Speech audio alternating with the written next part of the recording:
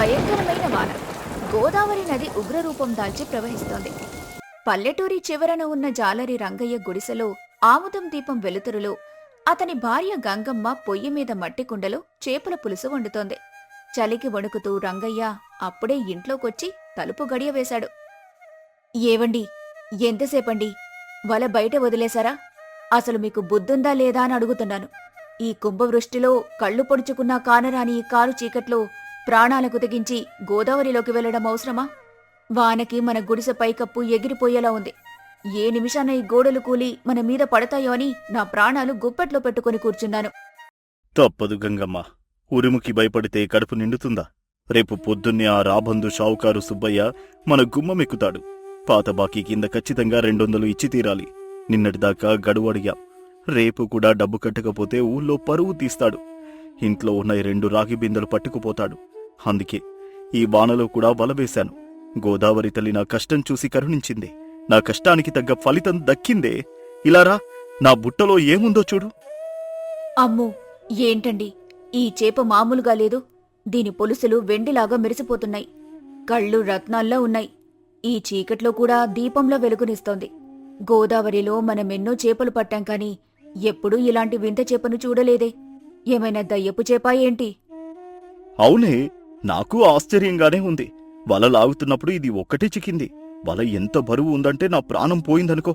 రేపు ఉదయాన్నే పట్నం వెళ్ళి జమీందారు గారికి చూపిస్తే దీనికి కనీసం 100 వరహాలిస్తాడు. ఆయనకి ఇలాంటి వింతలంటే చాలా మోజు కదా. మన కష్టాలన్నీ తీరిపోయినట్టే. 100 వరహాలా? నిజంగానా? 100 వరహాలొస్తే ఆ షావుకారు అప్పు తీర్చేయొచ్చు. నాకు 2 పట్టుచీరలు కొనుక్కోవచ్చు. ఈ పూరిగుడిసె పీకేసి పెంకుటిల్లు కట్టుకోవచ్చు. అబ్బో, నాకైతే ఇప్పుడే ఈ చేపను కోసి కూర వండేయాలనుంది. ఎంత రుచిగా ఉంటుందో. అయినా పట్నం వరకు దేనికి? దీన్ని కోసి ముక్కలు చేసి వండేద్దాం. పిచ్చిదానా, 100 వరహాలు వచ్చే చేపను కూర వండుకుంటారా ఎవరైనా? నీకు ఎప్పుడూ నోటి ఆవే. ముందు నువ్వు వండుతున్న ఆ మామూలు చేపల పులుసు ఏదో పెట్టు. ఉదయం నుంచి నదిలో పడి కడుపు ఆకలితో కాలిపోతోంది. ఆ చింతపండు వెల్లుల్లి కాస్త గట్టిగా దంచి వేసావా లేదా? పులుసు గుమగుమలాడాలి. నా వంట గురించి మీకేం తెలుసండి? పాత చింతపండు పులుసు. అందులో జీలకర్ర, మెంతులు దోరగా వేయించి పొడి కట్టివేశాను. పచ్చిమిరపకాయలు, అల్లం వెల్లుల్లి దంచివేశాను. ఉడకబెట్టిన చేప ముక్కలు ఇప్పుడు అందులో వేసి సన్నని సెగ మీద మరగబెడుతున్నాను. ఇదొక్క ముద్ద తింటే మీ కష్టమంతా ఇట్టే మాయమైపోతుంది. బయట భయంకరమైన వానలో ఎవరో తలుపు తట్టిన శబ్దం. ఢమ్ ఢమ్ అని. ఏవండి, ఆ వానలో ఎవరో తలుపు బాదుతున్నారు. ఈ కుండపోతలో ఎవరొస్తారు? దయ్యమో భూతమో, లేక షావుకారు మనుషులు ఈ రాత్రి వసూలుకొచ్చారో ఏంటో. తలుపు తీయకండి. పిచ్చి మాటలు మాట్లాడకు. షావుకారు మనుషులు ఇంత వానలో ఎందుకొస్తారు? ఎవరో దారిన పోయే వాళ్ళై ఉంటారు. ఈ వానలో ప్రాణం పోయేలా ఉండి ఎవరైనా ఆశ్రయం కోసం వచ్చారేమో. ఉండు, తీస్తాను. వద్దండి, నా మాట వినండి. కాలం బాలేదు. దొంగలు ఇళ్ల మీద పడి దోచుకునే రోజులివి. మన దగ్గర ఇప్పుడు ఆ వెండి చేపుంది. దాన్ని ఎవరైనా చూస్తే మన ప్రాణాలు తీసి దాన్ని ఎత్తుకుపోతారు. ఆ గంప మీద గట్టిగా మూత పెట్టండి. నువ్వు మరీ అంత భయపడకు.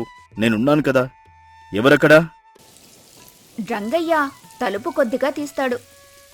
అయ్యా, ధర్మప్రభువులు, ఈ మోసలి పైరాగికి కాస్త ఆశ్రయం ఇవ్వండయ్యా. ఉదయం నుంచి కురుస్తున్న ఈ వానలో తడిసి చలికి గడ్డ కట్టుకుపోతున్నాను. నా ఒళ్ళు మొద్దుబారిపోయింది. పైగా 2 రోజులుగా పస్తులున్నాను. ఏ గూటికైనా చేరనిస్తే ఈ రాత్రికి నా ప్రాణం నిలబడుతుంది. వద్దండి, రాత్రిపూట ఎవరిని పడితే వాళ్ళని ఇంట్లోకి రానియకండి. అడుక్కునేవాడి రూపంలో ఉన్న దొంగో ఏమో, ఎవరికి తెలుసు. అయినా మనకే తినడానికి తిండి లేదు. ఇంకో ఇంటికి వెళ్ళమని చెప్పండి. అలా అనకే గంగమ్మ. పాపం పెద్దవాడు వానలు తడిసి ముద్దయిపోయాడు. చూస్తుంటే నిలబడే శక్తి కూడా లేనట్టుంది. వయసులో మీ నాన్నగారంతుంటాడు. రండి తాత, లోపలికి రండి. ఆ మూల చాప మీద కూర్చోండి. తుడుచుకోవడానికి ఆ పాత తువ్వాలు ఇవ్వు గంగమ్మా. చల్లగుండాలయ్యా. గోదావరి ఉగ్రరూపం చూస్తే భయమేస్తోంది. నది పాయలు దాటి వచ్చేసరికి నా ప్రాణం పోయినంత పనయింది. ఈ రాత్రికి ఇక్కడ తలదాచుకుంటాను నాయనా. తలదాచుకోవడానికి సరేగాని మీకు పెట్టడానికి మా దగ్గర ఏమీ లేదండి. పొయ్యి మీద మట్టి కుండలో కాస్త చేపల పులుసు మరుగుతోంది. అది మా ఇద్దరికే సరిపోదు. సగమాకలితోనే పడుకోవాలి మేము. మీరేం ఆశ పెట్టుకోకండి. గంగమ్మ, ఏమిటా మాటలు? ఇంటికి వచ్చిన అతిథికి ఇలాగేనా మర్యాద చేసేది? తాత, ఆమె మాటలు వదిలేయండి. మీకేం కావాలి? నీళ్ళిమ్మంటారా? ఆకలికి దేవుడైనా అడుక్కోవాల్సిందేనమ్మా. నాకేం పంచభక్ష పరమాన్నాళ్ళు వద్దు. ఆ పులుసు వాసన వీధి చివర వరకు వస్తోంది. అందులో పాత చింతపండు, పచ్చిమిరపకాయ, కల్లుప్పు, కొద్దిగా బెల్లం ముక్క, దంచిన వెల్లుల్లి పడినట్టుంది. నా ప్రాణం పోయేలా ఉంది నాయన. గుప్పెడు మెతుకులు పులుసుతో కలిపి పెడితే నీకు పుణ్యం ఉంటుంది. అదేంటి, మీకెలా తెలుసు? నేనందులో ఏమేం వేశానో పూసగుచ్చినట్టు చెబుతున్నారు. మీరేమైనా మంత్రగాళ్ళా ఏంటి? మంత్రాలు కాదు తల్లి. పస్తులున్న వాడి ముక్కుకి నాలుక ఎక్కువ. కడుపులో ఆకలి మండుతుంటే వాసనే అమృతంలా అనిపిస్తుంది. సరే కాని నాయనా, గోదావరిలో నీకు ఈరోజేమైనా వింత దొరికిందా? అంటే ఏదైనా వెండిరెక్కల చేప లాంటిది వలలో పడిందా? వెండిరెక్కల చేప? మీకెలా తెలుస్తాదా? ఇందాక వలలో అదే పడింది. వింతగా ఉందని ఆ మూల గంపలో దాచాను. మీరు లోపలికి రాకముందే అది అక్కడ పెట్టి ఉంది కదా. మీకెలా తెలిసింది? రేపు పట్నం తీసుకెళ్లి జమీందారు గారికి అమ్ముకుందామని. పిచ్చోడా, అది మామూలు చేప కాదు నాయన. జలదేవతల కన్నీటి చుక్కల నుంచి పుట్టిన ప్రాణి. దేవకన్యలు గోదావరిలో స్నానం చేసేటప్పుడు రాలిన ఆభరణాల పొలుసులు దానికి అంటుకుని ఉంటాయి. దాన్ని అమ్ముకుంటే వచ్చేది 100 వరహాలు కాదు, 100 జన్మల దరిద్రం. దాన్ని ఇంటికి తెచ్చిన వాళ్ళు ఎవరూ బాగుపడలేదు. దానివల్ల ఊరికి కూడా కీడు జరుగుతుంది. ఏంటి, దరిద్రమా? అమ్మో, నాకు ముందే అనుమానం వచ్చింది. దాన్ని చూడగాని దయ్యపు చేపేమో అనుకున్నాను. అయితే దాన్ని రేపు ఉదయాన్నే అమ్ముకోవడం ఎందుకు? ఇప్పుడే కోసి వండేసి మేమే తినేస్తాం. పీడ వదిలిపోతుంది. వండితే వంశనాశనం. దాన్ని కోసిన వాడి చేతులు పడిపోతాయి. తిన్నవాడి కడుపులో అగ్నిగుండం రగులుతుంది. దాన్ని ఎక్కడ నుంచి తెచ్చావో ఆ నీళ్లలోనే బతికుండగా వదిలేయాలని అయినా. లేదంటే ఈ రాత్రికి మీ ఇల్లు ఈ గోదావరి నీళ్లలో కొట్టుకుపోవడం ఖాయం. నా మాట విను. కాని తాత, ఈ చీకట్లో, ఈ ఉరుములు మెరుపుల వానలో మళ్ళీ గోదావరి దగ్గరికి వెళ్ళడం అంటే ప్రాణాల మీదకు తెచ్చుకోవడమే. నా పడవ కూడా నీళ్లలోనే ఉంది. అసలు ఆ నది దగ్గర నిలబడడానికే భయంగా ఉంది. అయినా నీ మాటలు నేనెందుకు నమ్మాలి? నీ అసలు ఉద్దేశం ఏంటి? సరే నాయనా, నీకు నా మీద నమ్మకం లేకపోతే ఓ పని చేద్దాం. ఆ పొయ్యి మీద ఉన్న చేపల పులుసు కుండను నాకివ్వు. ఆ వెండిరెక్కల చేపను నాకిచ్చేయి. నా దగ్గర ఒక పాత రాగి నాణెం ఉంది. ఇదిగో, ఇది నీకిస్తాను. ఆ చేపను ఉదయాన్నే నేను తీసుకెళ్ళి ఎవరికీ తెలియకుండా నదిలో వదిలేస్తాను. మీకెలాంటి పాపమంటదు. ఓహో, ఎంత తెలివైనవాడివి తాత! 100 వరహాలొచ్చే చేపను వేడివేడి పులుసుకుండను కలిపి ఒక పనికి మాలిన రాగి నాణాన్ని కడుగుతున్నావా? మా ఇంట్లోకొచ్చి మమ్మల్ని మోసం చేయాలని చూస్తావా? వద్దు నాయనా, నీ రాగి నాణెమొద్దు, నువ్వు వద్దు. ఇక్కడ్నుంచి వెళ్ళిపో. గంగమ్మ, నోరు ముయ్. పెద్దవారితో అలా ఎవరైనా మాట్లాడతారా? తాత, ఆమె మాటలు పట్టించుకోకు. ఈ కుండలో సగం పులుసు నీకు పెడతాను. కడుపు నిండా తిను. నా వంతు ముద్ద కూడా నీకే ఇస్తాను. ఆ వెండి చేపను ఉదయాన్నే నేనే తీసుకెళ్లి గోదావరిలో వదిలేస్తాను. ఈ రాగి నాణెం మాకొద్దు. ఆకలితో ఉన్నవాడి దగ్గర వ్యాపారం చేయడం నాకు చేత కాదు. బైరాగి నవ్వుతూ తన సంచిలోంచి ఒక బంగారు నాణెం తీసి, ఓహో, రాగి నాణెం పనికిరాదా? అయితే ఇదిగో, ఈ బంగారు నాణెం తీసుకో. దీని విలువ మీ షావుకారు అప్పులన్నీ తీర్చేస్తుంది. ఆ చేపను నాకివ్వు. నా దారిన నేను పోతాను. ఏవండి, బంగారు నాణెం చూసారా? తాత దగ్గర ఎంత ఉందో. మన తలరాత మారిపోయినట్టే. ఆ చేపనిచ్చేయండి. 100 వరహాల కోసం పట్నం వెళ్లే పనే లేదు. వద్దు గంగమ్మా. తాత, నిన్ను చూస్తుంటే నాకు ఆశ్చర్యంగా ఉంది. కట్టుకోవడానికి చిరిగిన గుడ్డలున్నాయి, తినడానికి తిండి లేదు. కాని నీ దగ్గర బంగారు నాణెం ఎలా వచ్చింది? ఇది దొంగలించిందా? న్యాయం లేని సొమ్ము ఆస్తికి చేటంటారు పెద్దలు. ఆ బంగారు నాణెం కూడా మాకొద్దు. నీకు భోజనం పెడతానన్నాను కదా, ముందు విస్తరాకు వేసుకో. బైరాగి మరింత గట్టిగా నవ్వుతూ ఒక పెద్ద వజ్రాన్ని బయటకు తీసి, నిజంగా ఆ చేపను వదిలేస్తావా నాయనా? నీ భార్య మాట విని దాన్ని అమ్ముకోవా? సరే పోని, ఈ వజ్రం తీసుకో. ఇది జమీందారు దగ్గర కూడా లేదు. దీన్ని అమ్ముకుంటే మీరు రాజుల్లా బతుకుతారు. నాకా చేపనివ్వు. నా ప్రాణం మీదొట్టు తాత. మాకు అప్పులున్నా పర్వాలేదు. నా 2 చేతులతో కష్టపడి తీర్చుకుంటాను. నీ దగ్గర ఇన్ని ఉన్నప్పుడు అడుక్కునేవాడిలా ఎందుకొచ్చావో నాకు తెలీదు. కాని తెలియక తెచ్చిన జలదేవతల ప్రాణిని అమ్ముకుని లేనిపోని శాపాలు కొని తెచ్చుకునేంత నీచుణ్ణి కాదు. నువ్వు వజ్రాలిచ్చినా రాజ్యాలిచ్చినా నా మనసు మారదు. ముందు నువ్వు విస్తరాకు వేసుకో, భోజనం చేద్దుగాని. ఎప్పుడూ ఇంతే. చేతికొచ్చిన అదృష్టాన్ని కాళ్లదనుకుంటారు. ఏ దారిన పోయే దానయ్య మాటలో విని మన రాత మనమే చెడగొట్టుకుంటున్నాం. ముందు వెండి అన్నారు, తర్వాత బంగారం, ఇప్పుడు వజ్రం. ఇవన్నీ వదులుకుంటున్నావంటే మీకు మతిపోయింది. ఈ దరిద్రంలో బతకడం నా వల్ల కాదు. రేపటి నుంచి పస్తులుండండి.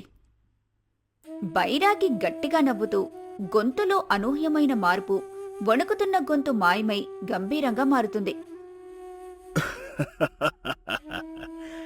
గంగమ్మ, ఆశ ఉండాలి, కాని ఎదుటివాడి ప్రాణం తీసేంత అత్యాశ కూడదు. నానానికి ఒకవైపు చూసి మురిసిపోతున్నావు, రెండో వైపు ఉన్న మరణం నీకు కనిపించడం లేదు. రంగయ్య, నీ నిజాయితీకి నీ జాలి గుణానికి మెచ్చాను నాయనా. నువ్వు నిజమైన మనిషివి. బైరాగి ముసలి రూపం మాయమై గుడిసె అంతా ఒక దివ్యమైన నీలిరంగు కాంతితో వెలిగిపోతుంది. అతని స్థానంలో చేతిలో త్రిశూలం లాంటి ఆయుధంతో ఆజానుబాహుడైన జలదేవుడి రూపం ప్రత్యక్షమవుతుంది. రంగయ్య భయంతో ఆశ్చర్యంతో చేతులెత్తి మొక్కుతూ నేలమీద పడిపోయి, స్వామి, ఏంటిది? మీరు మనిషి కాదా? ఈ కాంతి, ఈ రూపం, నన్ను క్షమించండి స్వామి. లేనాయనా, నేను ఈ గోదావరికి కాపలా ఉండే జలదేవుడిని. ఆ వెండిరెక్కల చేప నా కుమార్తె జలకన్య. వానలో ఆడుకుంటూ పొరపాటున ఈరోజు నీ వలలో పడింది. నువ్వు దాన్ని అమ్ముకుంటావో ప్రాణంతో వదిలేస్తావో, అసలు మనిషిగా నీలో ఇంకా దయం మిగిలి ఉందో లేదో పరీక్షిద్దామని ఈ ముసలి బైరాగి రూపంలో వచ్చాను. గంగమ్మ భయంతో వణుకుతూ కన్నీరు మున్నీరుగా ఏడుస్తూ కాళ్లమీద పడిపోయి, నన్ను క్షమించు తండ్రి. నాకున్న అప్పుల బాధలో, నాకున్న అత్యాశతో మీరెవరో తెలియక ఏదేదో వాగాను. వజ్రమనగానే నా బుద్ధి గడ్డి తిన్నది. నన్ను ఏ శాపం పెట్టకండి దేవుడా. నాది తప్పు బుద్ధి. నీ తప్పులేదు గంగమ్మ, మనిషి నైజమది. కష్టాలు వచ్చినప్పుడు ధర్మం తప్పడం మనిషి బలహీనత. కాని నాయనా రంగయ్య, నువ్వలా చేయలేదు. నీకు 100 వరహాలు వస్తాయని తెలిసినా ఆశపడలేదు. గుడిసెలోకి వచ్చిన అతిథికి నీ ప్రాణానికి ముప్పు వస్తుందని తెలిసినా లేదనకుండా అన్నం పెట్టావు. రాగి, బంగారం, వజ్రం చూపిస్తూ 3 సార్లు ప్రలోభపెట్టినా నువ్వు ఆపదలో ఉన్నా ధర్మాన్ని తప్పలేదు నువ్వు. నీలాంటి వాళ్ళు ఉండబట్టే ఈ సృష్టి ఇంకా నిలబడి ఉంది. పొయ్యి మీదున్న చేపల పులుసు మట్టికుండను తన దైవిక శక్తితో తాకుతూ, నీ ఇంట్లో ఉన్న ఈ మట్టి కుండ ఈ రోజు నుంచి అక్షయ కుండగా మారుతుంది. అక్షయ కుండ అంటే అది ఏం చేస్తుంది స్వామి? ఈ కుండలో చేపల పులుసు, అన్నం ఎప్పటికీ తరగవు. మీరు ఎప్పుడు మూత తీసినా అందులోంచి ఆవిర్లు కక్కే వేడివేడి భోజనం ఎప్పుడూ సిద్ధంగా ఉంటుంది. మీరు తినండి, ఊళ్ళో ఆకలితో ఉన్న ప్రతి ఒక్కరికి పంచిపెట్టండి. ఎంతమందికి పెట్టినా అది తరిగిపోదు. మీ దరిద్రం ఈనాటితో పోయింది. అయితే ఒక్క నియమం, దీన్ని అమ్ముకొని డబ్బు సంపాదించాలని చూస్తే మరుక్షణమే ఈ కుండ పగిలిపోయి మీ పాత కష్టాలు మళ్లీ మొదలవుతాయి. కేవలం దానధర్మాలకే ఇది ఉపయోగపడాలి. ధన్యులము స్వామి, మీ రుణాన్ని ఈ జన్మలో తీర్చుకోలేం. ఎవరి కడుపు మాడకుండా చూసుకునే బాధ్యత మాది. మీ నియమాన్ని మేము ఎప్పటికీ మీరము. ఆ మాట చెప్పి జలదేవుడు ఆ వెండిరెక్కల చేపను తన చేతుల్లోకి తీసుకుని అక్కడికక్కడే మాయమయ్యాడు. మరుసటి రోజు ఉదయం గోదావరి శాంతించింది. వర్షం ఆగిపోయింది. రంగయ్య, గంగమ్మ దంపతులు ఆ అక్షయకుండలోని భోజనాన్ని ముందుగా ఊర్లో ఉన్న అనాథలకు, పేదలందరికీ పంచటం మొదలుపెట్టారు. అద్భుతమైన ఆ చేపల పులుసు రుచి చూసిన ఊరి జనాలు మురిసిపోయారు. 10 మందికి సాయం చేస్తూ రంగయ్య దంపతులు గొప్ప పేరు తెచ్చుకున్నారు. స్వార్థం, అత్యాశ వదిలేసి ఇతరులకు సాయం చేసేవారికి దేవుడు ఏదో ఒక రూపంలో అండగా ఉంటాడనడానికి ఆ పల్లెటూర్లో ఈ కథ ఇప్పటికీ ఒక సజీవ సాక్ష్యం.